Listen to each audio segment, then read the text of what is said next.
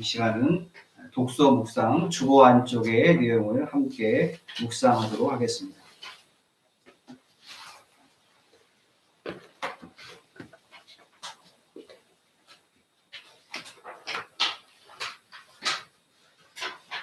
오늘 함께 묵상할 도서는 안셀름 그린이 쓴 기적이라고 하는 책입니다. 저자는 이 책에서 하늘의 기적, 놀라운 일은 특별한 데 있지 아니하고 우리 일상의 사소한 것, 우리가 매일매일 반복하는 일상 속에 하나님의 기적이 숨겨져 있음을 책에서 밝히고 있습니다. 특별히 제가 오늘 발췌한 부분은 아침에 우리가 일어나는 것에 대한 영적인 통찰력을 그가 적고 있습니다. 오늘의 주제는 일어나는 자만이 자신의 꿈을 실현할 수 있습니다. 제가 읽습니다. 아침이 되면 누구나 일어납니다. 우리는 아침에 누군가에게 이렇게 질문할 수 있습니다. 아침에 잘 일어나셨습니까? 포근한 이불 속에서 잘 빠져나오셨는지요? 우리는 여러 감정을 품고 아침에 일어날 수 있습니다. 좋은 감정 또는 우울한 기분을 품을 수도 있습니다. 이런 물음은 그것을 암시합니다. 기독교에서는 일어나는 것, 아침에 일어나는 것이 예수의 부활과 연결됩니다. 우리가 알듯이 예수께서는 죽음의 무덤에서 부활하셨습니다. 그러기에 무덤은 실망, 무덤은 고정 상태를 가리킵니다. 우리는 체념의 무덤에서, 우리는 자기 연민의 무덤에서 일어나야 합니다. 다시 말해서 우리는 아침에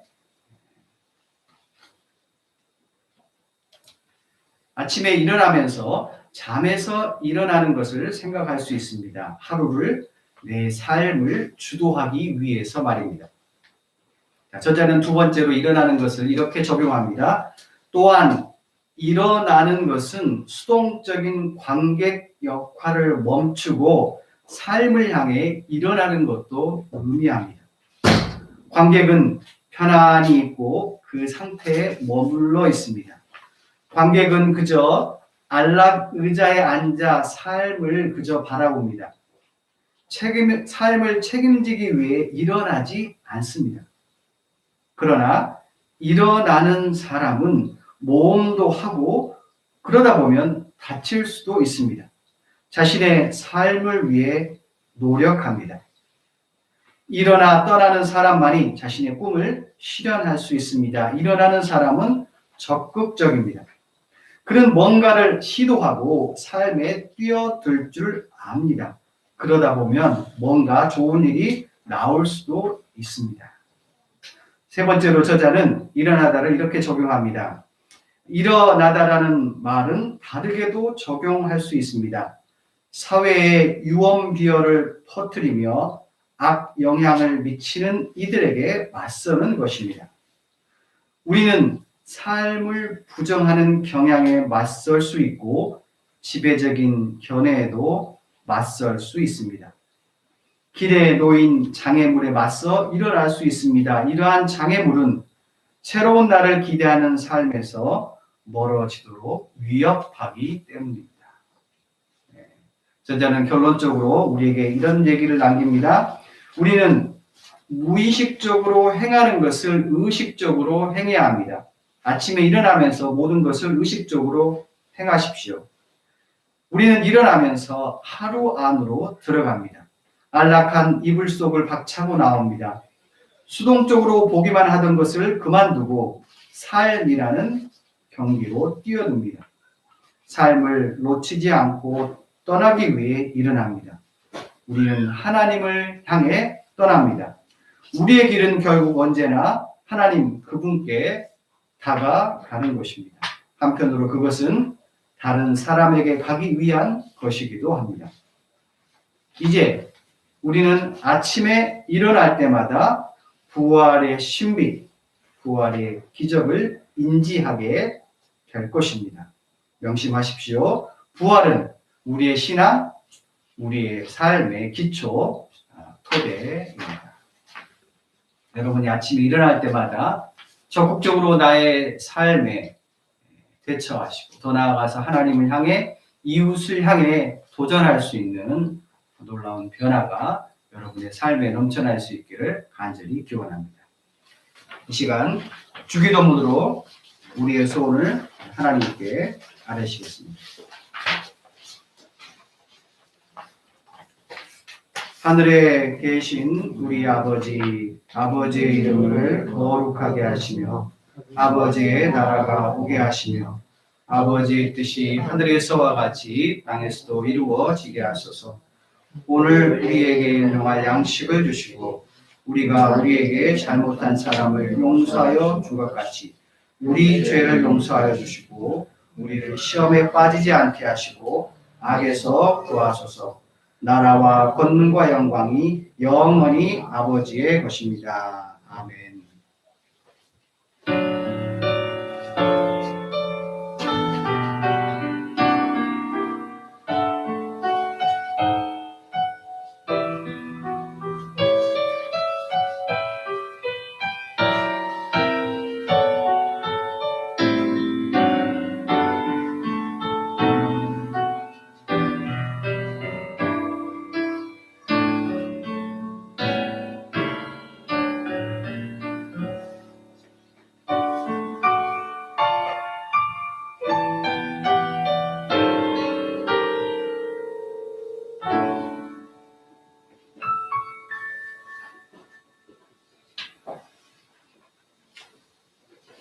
성경 말씀 같이 찾아보시겠습니다.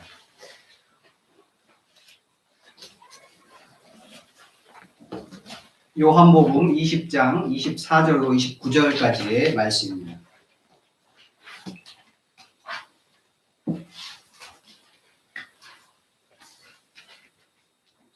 신약 성경으로 183쪽에 있습니다.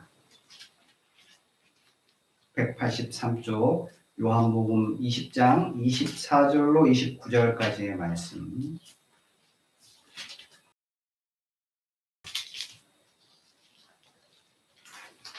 다 찾으셨으면 한 목소리로 같이 읽도록 하겠습니다. 12 제자 중에 하나로서 디두모라 불리는 도마는 예수께서 오셨을 때 함께 있지 아니한지라. 다른 제자들이 그에게 이르되 우리가 주를 보았노라 하니 도마가 이르되 내가 그의 손에 못자국을 보며 내 손가락을 그 못자국에 넣으며 내 손을 옆구리에 넣어보지 않고는 믿지 아니하겠노라 하니라. 여드레를 지나서 제자들이 다시 집안에 있을 때에 도마도 함께 있고 문들이 닫혔는데 예수께서 오사 가운데 서서 이르시되 너희에게 평강이 있을지어다 하시고 도마에게 이르시되 내 손가락을 이리 내밀어 내 손을 보고 내 손을 내밀어 내 옆구리에 넣어보라. 그리하여 믿음 없는 자가 되지 말고 믿는 자가 되라. 도마가 대답하여되 나의 주님이시요 나의 하나님이시니이다. 예수께서 이르시되 너는 나를 공고로 믿느냐? 보지 못하고 믿는 자들은 복되도라 하시니라.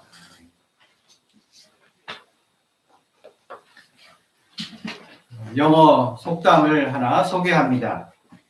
He that nothing questions, nothing learns. 어떤 사람이 의심하고 질문하지 않는다면 그는 아무것도 배울 수 없다라는 영어의 속담입니다. 무언가를 배우기 위해서, 무언가를 깨닫기 위해서 의심하고 질문하는 것을 부끄러워하지 말라는 얘기입니다. 오늘 본문의 주제는 바로 의심하는 도마의 이야기가 나옵니다. 도마라고 하는 12제자 중에 한 명인 이 도마는 이 성경의 이야기 때문에 마치 그의 별명은 의심하는 도마로 붙여졌습니다. 그 이유가 어디에 있습니까? 24절, 25절의 말씀을 제가 공동번역 개정판으로 다시 읽겠습니다. 12제자 중 하나로서 쌍둥이라고 불리던 도마는 예수께서 오셨을 때에 그들과 함께 있지 않았었다. 다른 제자들이 그에게 우리는 주님을 보았소 라고 말하자 도마는 그들에게 나는 내 눈으로 그분의 손에 있는 못자국을 보고 내 손가락을 그 못자국에 넣어보고 또 내 손을 그분의 옆구리에 넣어보지 않고서는 결코 믿지 못하겠소 하고 말하였다. 이야기는 이렇게 시작합니다. 예수께서 온 인류의 죄를 대속하여 십자가에 죽으시고 그리고 죽음의 무덤에서 3일 만에 부활하셨습니다. 예수께서는 안식 후 첫날 저녁 늦은 시간에 제자들이 모인 곳에 나타나셨습니다. 그런데 그 자리에 도마가 없었던 것입니다. 여전히 죽을까 봐서 두려워하고 있던 제자들, 그들에게 예수께서는 너희에게 평강이 있을지어다 축복하시며 그들을 위로하셨습니다. 그리고 예수께서는 못 박힌 손과 그리고 창자국 난 옆구리를 제자들에게 보여주셨습니다. 그제서야 비로소 제자들은 부활의 주님을 알아보고 기뻐하였습니다. 요한복음의 저자는 이 예수의 현현 사건에 있어서 왜 도마가 그 자리에 없었는지 그 이유를 밝히지는 않습니다. 이유가 어찌 되었든지 도마는 그 자리에 없어서 제자들의 말을 믿지 않았습니다. 왜냐하면 본인이 부활의 주님을 만나지 못했기 때문입니다. 도마의 의심은 부활이라고 하는 진리를 향한 합리적인 의심이었던 것입니다. 영어로 doubt, 의심이란 무엇입니까? 신학에 있어서 그 의미를 추적해 봅니다. 어떤 사실, 어떤 명제에 대해서 전혀 그것을 모를 때 우리는 그것을 무지, ignorance라고 얘기합니다. 또한 어떤 사실, 명제에 대해서 용기 있게 그리고 주저함 없이 yes 또는 no 아니다라고 얘기하는 것을 확신, certitude라고 합니다. 자, 의심이란 이러한 긍정 그리고 그 반대가 되는 부정, 그 어느 한쪽을 선택하지 못할 때 그 마음의 상태를 의심이라고 합니다. 다시 말해서 어떤 명제와 사실에 대해서 그 참과 거짓 아무 쪽도 결정 내리지 못하는 판단 미결의 상태를 의심이라고 합니다. 신학자들은 이 의심을 긍정적으로 평가합니다. 왜냐하면 의심은 진리를 발견하는 길잡이가 될 수 있기 때문입니다. 신학자들은 주장합니다. 의심은 불신에 쌓인 징조가 아니라 더 알아봐야겠구나라는 추구의 자극제라고 얘기합니다. 우리가 진리를 발견하고 진리를 깨달으려면 올바르게 의심할 필요가 있다라고 신학자들은 강조합니다. 그러한 의미에서 도마의 의심은 합리적이었고 도마의 의심은 올바랐습니다. 자, 26절과 27절의 말씀을 제가 다시 한번 공동번역 개정판으로 읽습니다. 여드레 뒤에 제자들이 다시 집안에 모였는데 그 자리에 도마도 같이 있었다. 문이 다 잠겨져 있었는데도 예수께서는 들어오셔서 그들 한가운데 서시며 너희에게 평화가 있기를 하고 인사하셨다. 그리고 도마에게 너의 손가락으로 내 손을 만져보아라. 또 내 손으로 나의 옆구리에 넣어보아라. 그리고 의심을 버리고 믿어라 하고 말씀하셨다. 내용이 이제 이렇습니다. 도마를 제외한 제자들에게 나타나셨던 예수께서 8일 후에 다시 나타나셨습니다. 그 자리에 도마도 함께 있었던 것입니다. 드디어 의심하는 도마와 부활의 주님께서 만나고 함께 대화하신 내용입니다. 자, 오늘 본문의 이야기를 아주 잘 표현한 그림이 있습니다. 주보를 펴서 안쪽을 한번 보시길 바랍니다.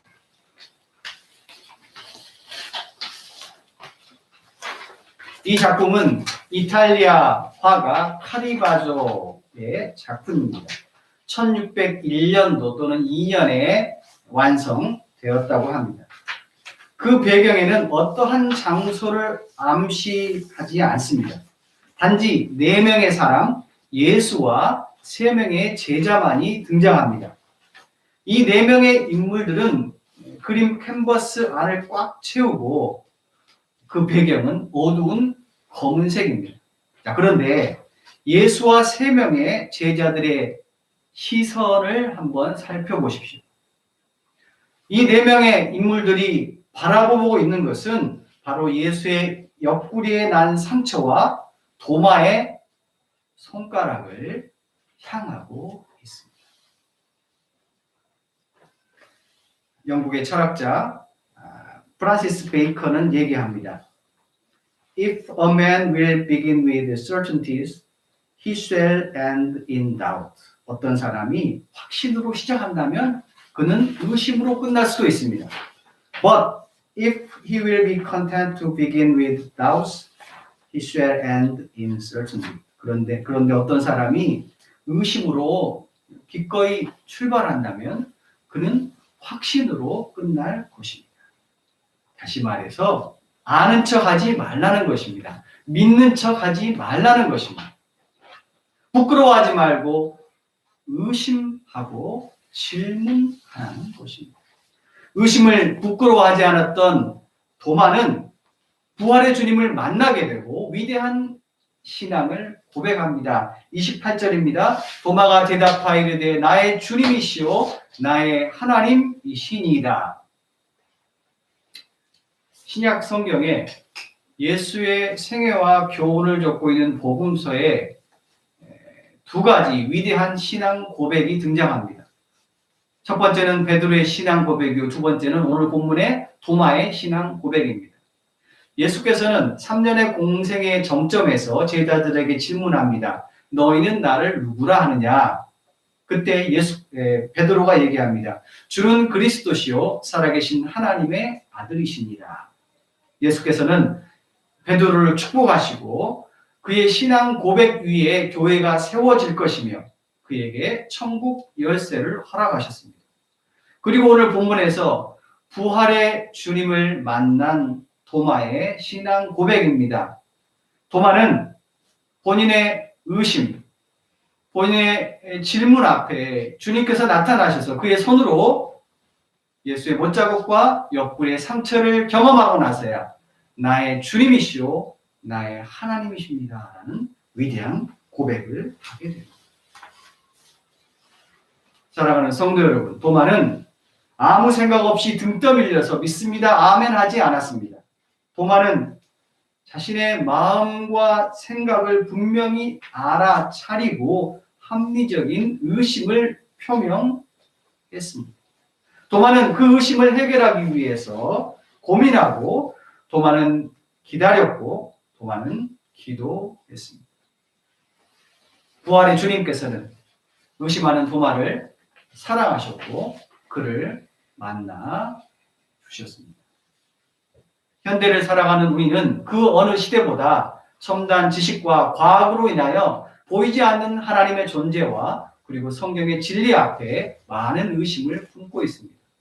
그러나 하나님께서는 우리를 사랑하십니다. 그리고 우리를 만나 주실 것입니다. 다 같이 기도하시겠습니다.